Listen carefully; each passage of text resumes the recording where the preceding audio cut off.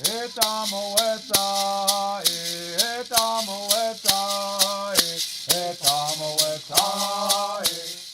took decades and many hard-fought battles to be able to gather today for the grand opening celebration of the Soboba Casino Resort, a valued and welcomed addition to the community. It stands as a testament to all that came before to make it possible.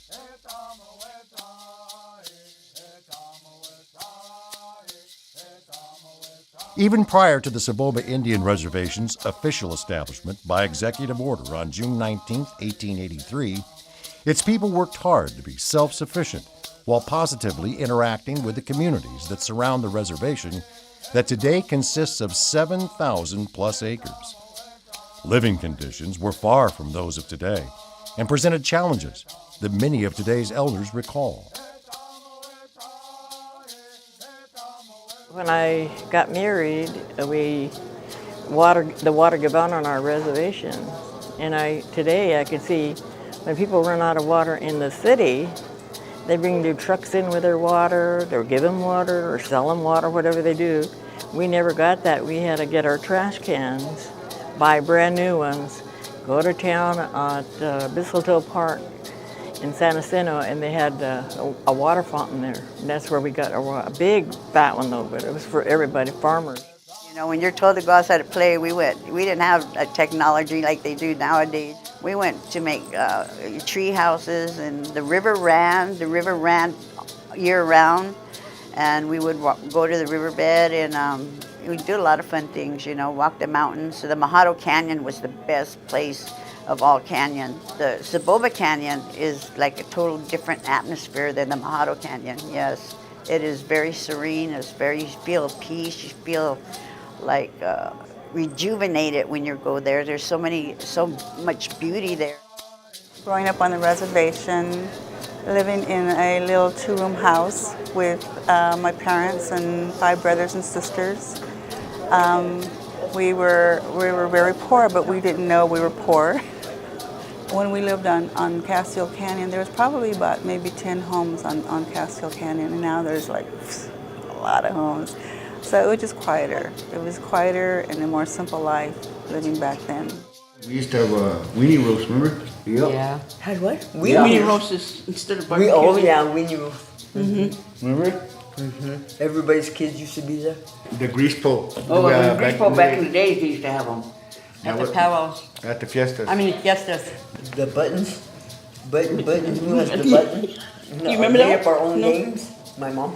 Yeah. Yeah, we used to make our own toys. Remember the corn things with feathers, the chicken, chicken feathers? Oh, yeah. He'd say, go get chicken feathers and come back. He always used to save the corn things. Corn cobs. Yeah, the corn cob things and put feathers. Oh, at the yeah. end. Those things used to fly all over. Those mine almost hard. I go, made you guys something. Oh, those were tight.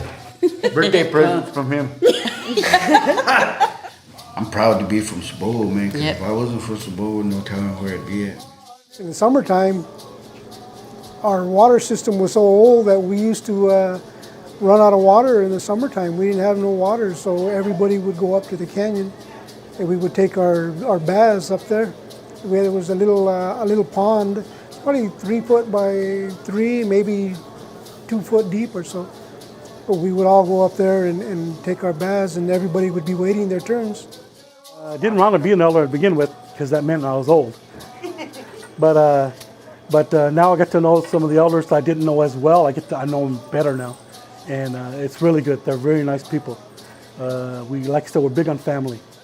No one ever called me a Luiseno Indian or a Mission Indian. They said, "Oh, here come those kids from Soboba." I remember that. We used to go to the beach 4th of July, and then we'd get back Oceanside, and then we'd come back to the fireworks in San Luiseno. That was the worst part about growing up here, was being without water for so long. We have to load up our big tanks and go to San Luiseno, the park, Mistletoe Park, and fill them up with water. Yeah. Like them, who have lived through the times where we had no water, where there wasn't a lot of money to spend on things, but yet there was always the pride in being Indian. Yeah. And Indian from Soboba. I think it's the togetherness, the family, friends, and it's just being all together is what makes us all proud to be part of this community, part of the Indians. My sons were schooled because of the tribe's money, and that came from the casino. My grandkids have gone to college because of the gaming. I hope that my great-grandchildren, and I have 7 of them now, will never have to go without water or a flushing toilet in the bathroom. I want them to always have what they need in life, but never ever forget the stories that I tell them or the pictures I show them of the people who came before. And I hope they will never forget what they went through. We didn't have a lot, but we did with what we had, so. We had each other. Our housing needs were very dire and poverty level back in the days that I was growing up. I think I had mentioned before, there were 6 of us siblings, my mom and dad and my grandma. We lived in a 1-bedroom home. As of that time, we have approximately 100 HUD homes that we made available to our families there in Soboba. At the current time, we have about approximately 3 years ago, we implemented a Soboba Tribal Credit Program, and we set aside X amount of dollars to give loans to eligible applicants, tribal members, to build in their own homes. So we have, at this time, we have 10 homes built and occupied. Such a vision, a mission of mine personally to try to bring about housing for our families, because I saw that as such a need growing up, and just to try to help improve the quality of life for our children, for our families. Always focused on its youth and education, the Soboba Band of Luiseno Indians' first schoolhouse was built in 1880. A new school was built in 1901 and was open for 12 years.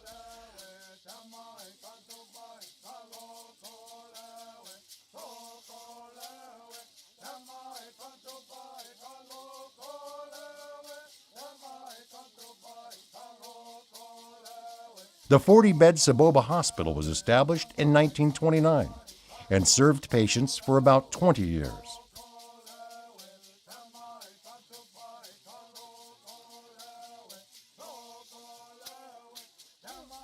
From the early days when its people were facing eviction from this very land, their ancestors fought back. The California State Supreme Court returned the right to its land in 1888, but that decision was later reversed by the U.S. Supreme Court.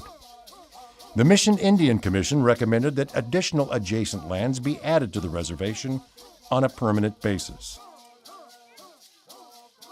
It was during this time that the water supply that the Soboba people relied upon was diverted by a company of white men, causing families to nearly starve when a long drought struck the reservation. The following year, 1899, a major earthquake occurred, taking the lives of 6 people and injuring many others. Adobe houses fell, and many people were left without shelter, proper clothing, and food. The Bureau of Indian Affairs drilled 3 wells and began construction of a pumping plant to supply the bottomlands with additional irrigation water in 1908. The following year, the BIA initiated a conservation and irrigation program at Soboba. However, about a decade later, the Mission Indian Federation, or MIF, was founded, asserting rights to internal sovereignty and rejecting the paternalism of the federal government's BIA. Many clashes between the 2 groups continued, and MIF shadow groups were set up at reservations. Although not legally recognized, these governing bodies appointed their own police, captains, and judges to take care of issues on their own reservations. The president of the MIF was Adam Castillo, a Soboba tribal member. At one point, several MIF leaders were arrested and charged with treason for speaking out against the BIA. Those charges were later dismissed. And a long journey it has been. It started before our involvement with Soboba in 1979. And it really started in the last part of the 19th century when non-Indian pumping and diversions of the San Jacinto River began to dry up Soboba's water resources, which was exacerbated, made much worse by the tunnel that the Metropolitan Water District of Southern California drilled under the San Jacinto Mountains in the 1930s. Soboba then began fighting for its water rights and resources, and its first legal effort was to file suit against the United States in 1950 for allowing its water resources to be diverted by others. Soboba successfully settled that case with this firm's assistance in 1991 and then turned its focus on the non-Indian users of Soboba's water. That case was settled and subject to an act of Congress in 2011. The Soboba tribe was able to establish its first prior and paramount right to over 8 times as much water as it currently uses, establishing the future security of the water supply and remedying the shortages that had plagued the Soboba people for many, many, many years. That's been a long, long struggle. And in my many years of representing Indian tribes and Indian peoples, I cannot think of another case in which I have seen in which an Indian tribe has remained so focused for so long, so diligent in its efforts to secure the future of its children and grandchildren. The Soboba Band of Luiseno Indians established a settlement agreement to determine the tribe's water rights and resolve all its claims. And in 2008, the Soboba Water Rights Settlement Act was approved. In 2011, the settlement was celebrated between the tribe, the U.S. government, and local water agencies. Because of who we are, we joined together and bound our strengths. We worked in unity and among ourselves to fight for our survival. For more than 100 years, through the courage and perseverance of so many desperate yet determined tribal leaders and members, including the unrelenting dedication and passionate testimony before Congress by my predecessor, Robert Salgado, we have kept our hearts and minds attuned to the welfare of each other and our nation. We stand here today with a pride and conviction, a grace and dignity that can never be taken, not now, not then, not ever. The opening of Soboba's new casino resort represents the culmination of cumulative efforts over 35 years by Soboba's leadership, Soboba's people, the leaders and people of tribes throughout California and the United States in an ongoing fight for self-determination and self-sufficiency through tribal government gaming. Soboba opened its bingo in 1984 and immediately had to go to court to defend that operation. Other tribes in Riverside County, Cabazon, Morongo, did the same thing. And between 1984 and 1987, litigated all the way up to the U.S. Supreme Court, and at the same time sought legislation in Congress to protect those rights. And Chairman Kozar testified to Congress in support of what was eventually to become the Indian Gaming Regulatory Act, or IGRA. In 1987, the U.S. Supreme Court ruled in California versus Cabazon that California lacked jurisdiction to enforce its gambling laws against tribal government gaming. The following year, Congress passed the Indian Gaming Regulatory Act. That codified tribal government gaming rights, but also established the requirement that certain forms of gaming, slot machines, bank to percentage card games, and the like, would have to be the subject of compacts negotiated between tribes and states. And Congress said that the state had to negotiate in good faith. Well, in succeeding years, the Supreme Court said that the good faith requirement by the state couldn't be enforced in federal court. Meanwhile, Soboba and 16 other tribes started negotiating in 1992 with the Wilson administration for a compact. It took 8 years to get that compact. In that 8 years, the tribes had to sue the state. The tribes were sued by the U.S. Department of Justice.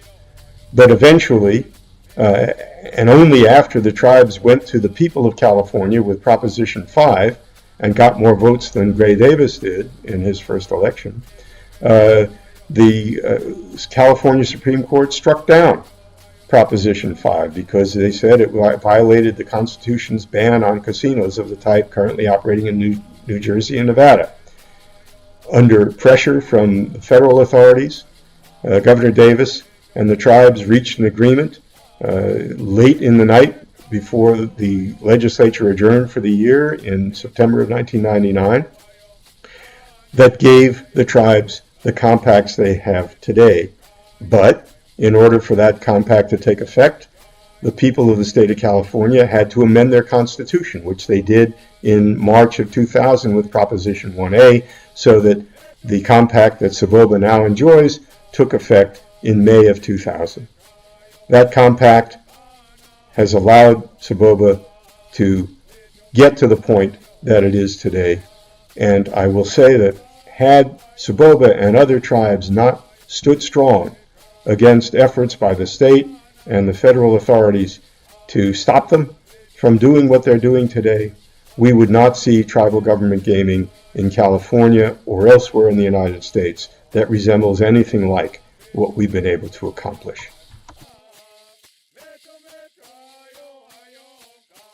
The reservation's infrastructure started to build at a fast pace that continues to this day. The original Soboba Tribal Hall was built in 1970.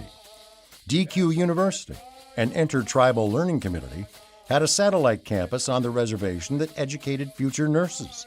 It opened in the early 1970s and was one of only 6 tribal colleges in the nation. The Soboba Tribal Preschool evolved from the Amayam Preschool that was established in the mid-1970s. It was organized and founded by Amayam Education, a nonprofit organization started by Soboba tribal members, including Ernie Salgado Jr. and his aunt, Margaret Salgado. Frank Pancho Maciel served as the preschool's director for 28 years. Early classes were held at the Soboba Tribal Hall. Noli Indian School was established on the reservation in 1992 and became the first tribal middle and high school in California. It serves Native American students from various reservations within Riverside, San Diego, and Imperial counties. In 1995, the current Soboba Casino opened its doors. The Soboba Sports Complex was developed and began operations in 1999. In the spring of 2019, the new and improved complex will be ready for use.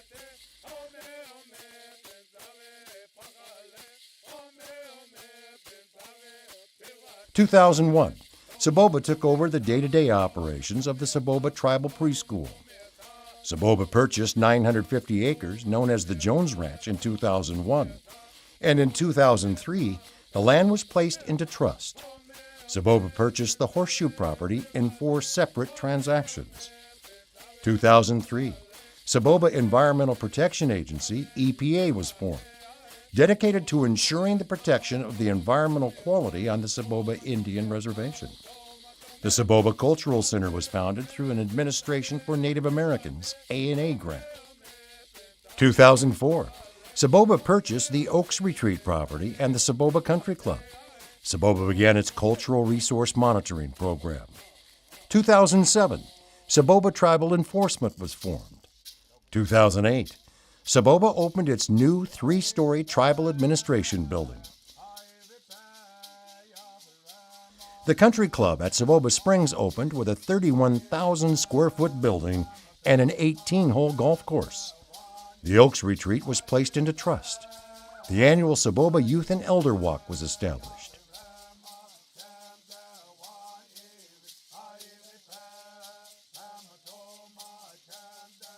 The Tribal Customary Adoption Bill was introduced as a permanent solution to Indian children that were a part of the court system, under the California court system, that would be able to be eligible for adoption and without a removal of the parental rights of that child. It was forced, with bad policies and bills through assimilation to remove children from their Indian families.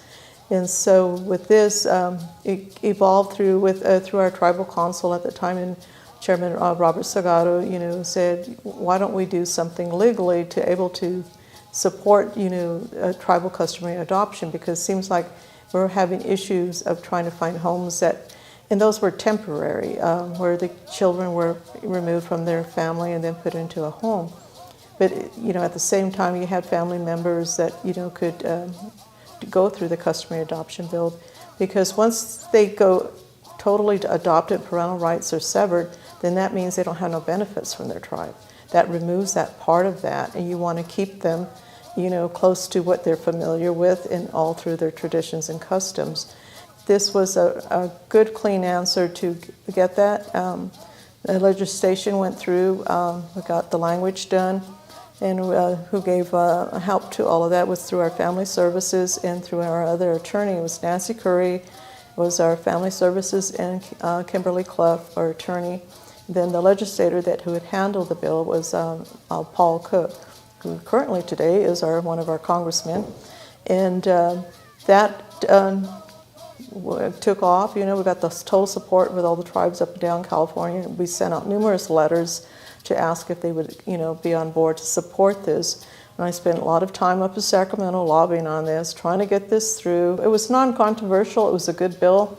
And to this day, everybody uses that as an example. It could be like they're living right next door almost. There's aunts, uncles, siblings that, take over the adoption, and a lot of them are grandparents as well.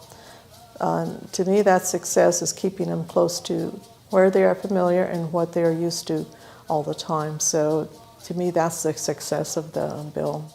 Then I think this is something to be proud of, that, this shows there was a way where you didn't have to totally change their last name or remove their whole genealogy, because once you start, it's like having a brand new baby with different set of parents. There's no historical ties, and that has caused a lot of historical trauma. Through the past decades, we have seen this, starting with boarding schools. And so this helps out a lot on ending that. It might look like a small step, but it's a huge step. When they become adults and they look back to see what took place, I think they'll be very grateful to what occurred. 2010, the Soboba Foundation is established and gives back to the community in many ways, including an annual charity golf tournament, lip sync contest, and toy drive that all benefit local nonprofit organizations. Soboba purchased the Olive property. 2012, the Soboba Parks and Recreation Department established an annual trail race with profits benefiting the Soboba Tribal Preschool. 2013, Soboba purchased the Cernia property. 2014, the Soboba Cultural Department established the Traditional Land Resource Management Program. The Soboba Tribal Fire Department began operation. The new Soboba Tribal Preschool and Family Services Community Building opened. 2015, the Horseshoe property was placed into trust. 2016, Soboba debuted its solar project on nearly 4.5 acres of its land, allowing the tribal community to operate using power generated from the sun and building energy independence. 2017, ground was broken for the Soboba Casino Resort. Elders, dignitaries, and many tribal members attended the ceremony. 2018, Southern California Edison kicked off development of the Horseshoe property with the construction of a substation. Building began for the new Soboba Fire Station, also on the Horseshoe property. The new Soboba Indian Health Clinic will soon begin construction near the fire station. The Soboba Springs Golf Course was renovated. Completion of the Soboba Casino Resort marks a milestone for the community. Thanks to the hard work and sacrifice of many, The tribe has surpassed the expectations it had just a few decades ago.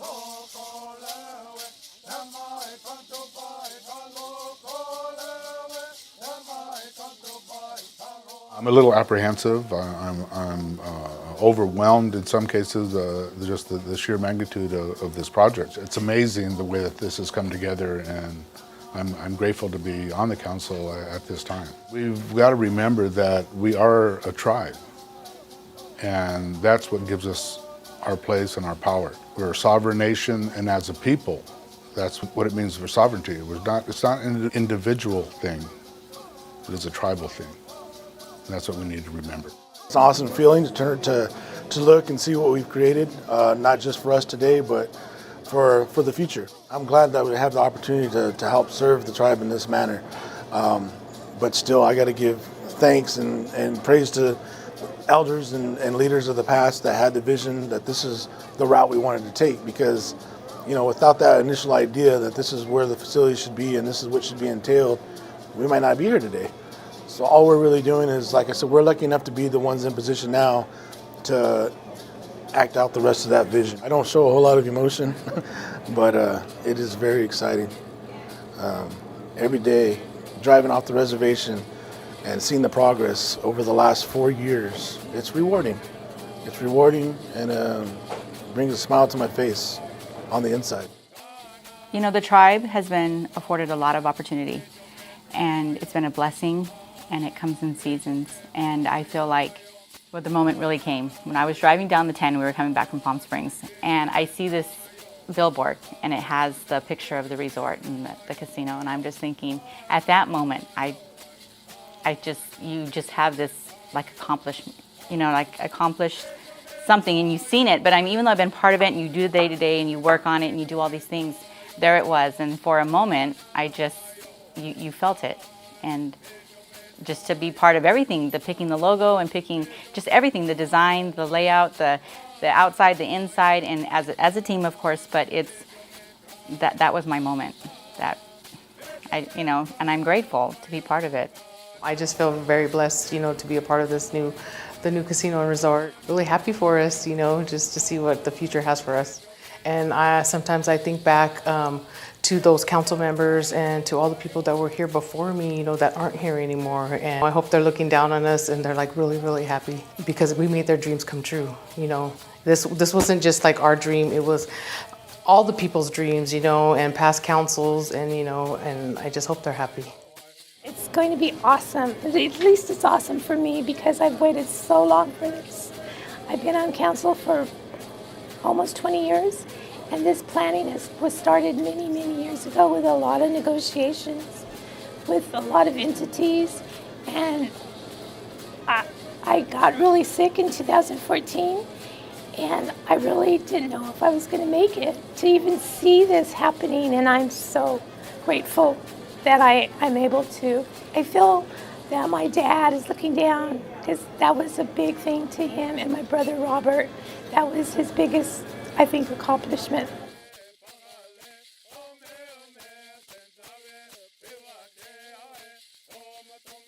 If asked, would Soboba's ancestors be proud of the strides that have been made? The answer would be a resounding yes.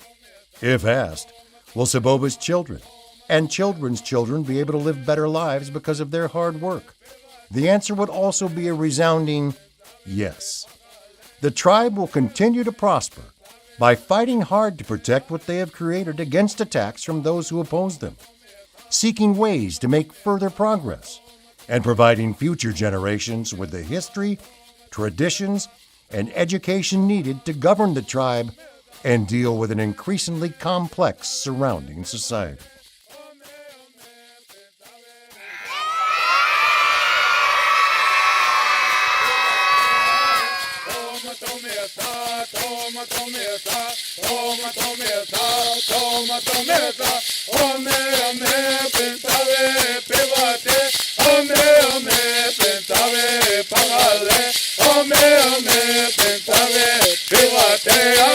Toma,